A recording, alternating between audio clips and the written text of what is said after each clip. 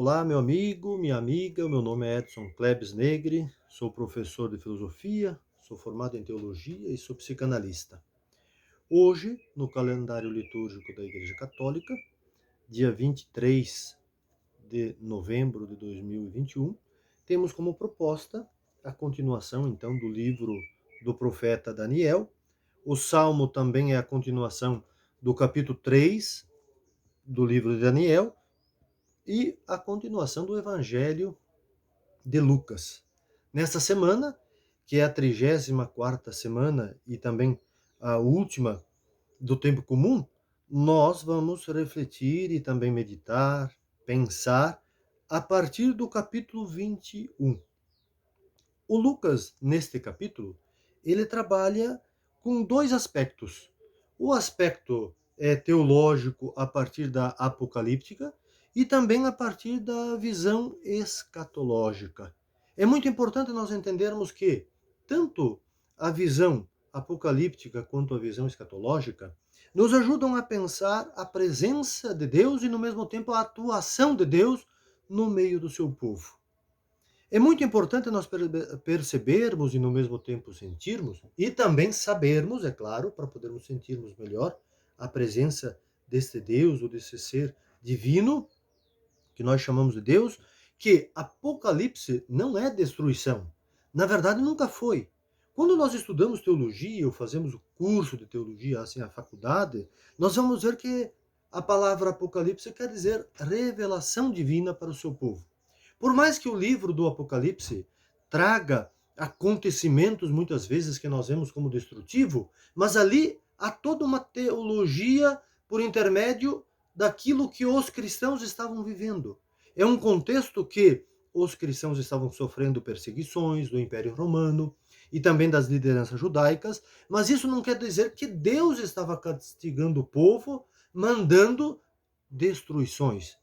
E é importante, então, nós percebermos que na escatologia há a configuração do findar de um período, de uma época e de um tempo e o renascer de um outro. São as comunidades cristãs que estão vivas, estão presentes no meio da sociedade daquele momento e, no mesmo tempo, estão sendo perturbadas porque estão sendo perseguidas. E é claro que no meio dessa perseguição estão os cristãos, então, e cristãs também sendo mortos, é claro, sendo mortas pela força ou pelo poder do Império Romano. Mas aí fica muito mais nítido quando nós começamos a entender ou ler o texto do profeta Daniel, capítulo 2, versículos 31 a 35, o Salmo que vai do capítulo 3, né, de Daniel também, capítulo 3, versículos 57 até o 61, e o Evangelho de Lucas, capítulo 21, versículos 5 a 11. Leiamos o texto do Evangelho e depois farei um pequeno comentário teológico da primeira leitura, também do Salmo, e depois vamos irmos aprofundando e concluindo a nossa reflexão com o Evangelho de Lucas. Algumas pessoas comentavam sobre o templo, enfeitado com pedras bonitas e com coisas dadas em promessa. Então Jesus disse: vocês estão admirando essas coisas. Dias virão em que não ficará pedra sobre pedra. Tudo será destruído. Eles perguntaram: Mestre, quando vai acontecer isso? Qual será o sinal de que essas coisas estarão para acontecer? Jesus respondeu: cuidado para que vocês não sejam enganados, porque muitos virão em meu nome dizendo: sou eu. E ainda, o tempo já chegou. Não sigam esta gente. Quando vocês ouvirem falar de guerras e revoluções, não fiquem apavorados. Primeiro, essas coisas devem acontecer, mas não será logo o fim. E Jesus continuou: uma nação lutará contra outra, um reino contra outro reino. Haverá grandes terremotos, fome e pestes em vários lugares. Vão acontecer coisas pavorosas e grandes sinais vindos do céu. O texto de Lucas, como já comentamos, é um texto, então, também bem apocalíptico, assim, apocalíptico na sua linguagem e, no mesmo tempo, na sua intensidade. Mas o Lucas também está denunciando aquilo que os cristãos ou as primeiras comunidades estão sofrendo ali pelo ano 80, 90, quando esse texto foi escrito. Daniel, é interessante aqui nós percebermos como que Daniel é uma figura criada pelo autor do livro de nome Daniel. Provavelmente, Daniel, quanto profeta, ele não existiu.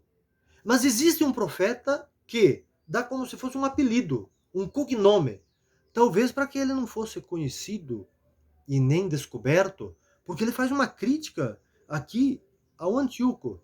Já faz alguns dias que nós estamos refletindo este rei grego. E ele faz uma crítica, em vez de chamar diretamente, ou fazer diretamente a crítica ao Antíoco, ele utiliza um imperador ou um rei que já havia morrido uns 4 séculos, quase 5 séculos, antes do autor de Daniel. Porque Nabucodonosor ocupa aqui, simbolicamente, o lugar daquele ou daquela pessoa que seria criticada pelo autor do livro. E esta figura criticada é o Nabucodonosor.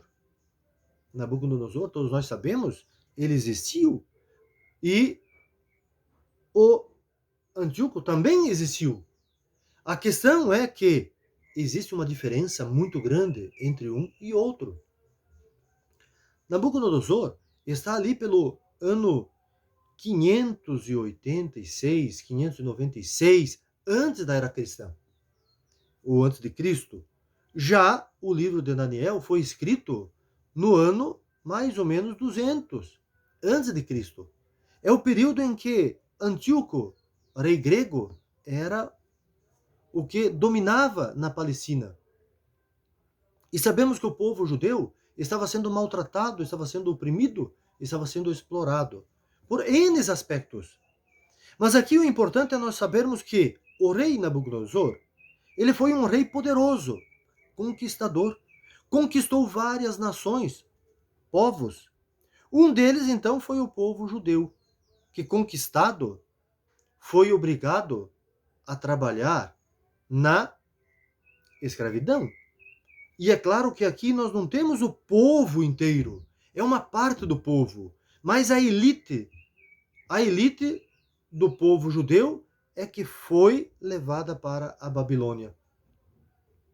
E é importante nós sabermos então que neste período o Nabucodonosor com seus exércitos, ou com seu exército, entrou na cidade de Jerusalém e destruiu Jerusalém.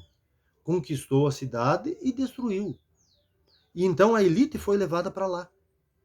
E é importante que o texto do Daniel vai mostrar que o rei Nabucodonosor teve um sonho. E quem vai interpretar esse sonho é o Daniel. Essa figura simbólica, como aquele que interpreta os sonhos. E há um significado teológico e pedagógico muito interessante. Porque o sonho do rei Nabucodonosor, que foi então interpretado por Daniel, simboliza que a sabedoria pertence ao povo judeu. E é ele que detém o saber para interpretar até mesmo os sonhos, os desejos, as vontades dos imperadores, dos reis conquistadores. E é importante nós percebermos que os materiais que fazem parte do sonho, é uma estátua grande, gigante, ela é formada por ouro, prata e bronze, ferro e argila, mas que não tem força para controlar o povo, porque a presença de Javé, que é o Deus judeu, é muito mais forte. E a destruição desta estátua simboliza a destruição do poder. Então não é que há um apocalipse, guerras, destruições. É para dizer que o Deus Javé, o Deus judeu, ele vence sem guerras, sem violências. mas destrói aquela imagem que representa o poder, que representa a força. E foi o que aconteceu. Aquela imagem que representa a força, tanto do Nabucodonosor quanto o Império Babilônico, perdeu a força. Por quê? A força está na sabedoria de formar um povo que faz com que todos vivam de uma forma mais humana. O Salmo, que é tirado do capítulo 3, como eu comentava anteriormente, versículos 57 a 61, mostra o cântico de Azarias, um dos 4 jovens do dia de ontem, do texto do dia de ontem, o texto de Daniel também.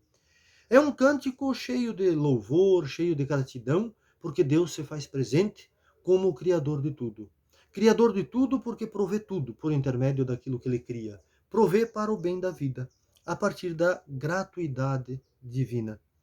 E o texto de Lucas 21, é o capítulo, versículos de 5 a 11, nós vamos encontrar um relato que começou com um elogio de pessoas ao templo, mas Jesus, ouvindo, interfere.